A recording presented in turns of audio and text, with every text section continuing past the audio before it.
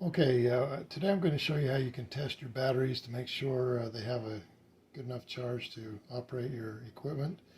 We're going to use this Semtech digital multimeter. You can get these at Harbor Freight. A lot of times they'll have buy something and you can get something free, and that's what I did with this one. This was free, and it's worked really well. Now you've got your AAA, your AA. You've got your C's and D's, and then you've got your 9 volt. Now the AAA and the AA and the C's and D's should all be about 1.5 volts. They say that anything under 1.35, you might want to get rid of them because they may not last much longer. So we'll go ahead and test these. Now on the multimeter, you've got to move this over to DC. So you move it over to the 20. And then you've got your red is for positive, black is for negative. And then on the battery, if it's got this nub on it, or this knob, that's the positive side. And then this flat side is the negative. So we'll go ahead and test these. And I used a lot of different types of batteries, or brands I should say. And this is a 0.46. You can see it's below the 1.5. So this battery is no longer good. I will then go ahead and test this one. I tried to get one that's, and that's over 1.5, so that's a good battery. Same thing with AAA. Now we have this, it's called an ultimate lithium battery. This will even have more than 1.5. You can see it has a 1.77. So there would be a benefit that probably lasts a little bit longer than the normal batteries, but I'm sure it costs more. Okay, so that one, we've got a Rayovac.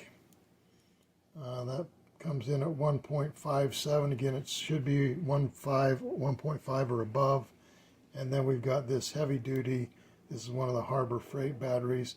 And, you know, they work well and they're not very expensive, but that one's just dead. Okay, then we move on to the C battery. And you can see again the positive and the negative. Again, it should be 1.5 or above. That's 1.58, so that one's good. And this one is a 1.36, so it's getting on the tail end of being good. Probably won't last much longer. Then we move to the D battery, again positive and negative. This one comes in at 1.58, so that one's a good battery.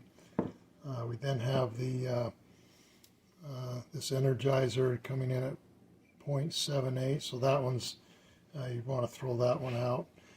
Okay, so here we have the 9 volts. It should be 9 volts or higher. They say if it's, so I've done a lot of reading on it, and some articles say that if it's below 8, you need to get rid of it. Some say if it's below 5, so that's something you'll have to determine.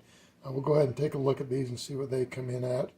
This is a 6.25, so it's running on the low end. And then you've got the this Duracell, which is at 9.42. So this battery is good. So there you have it. A couple things you want to look at: price of the battery.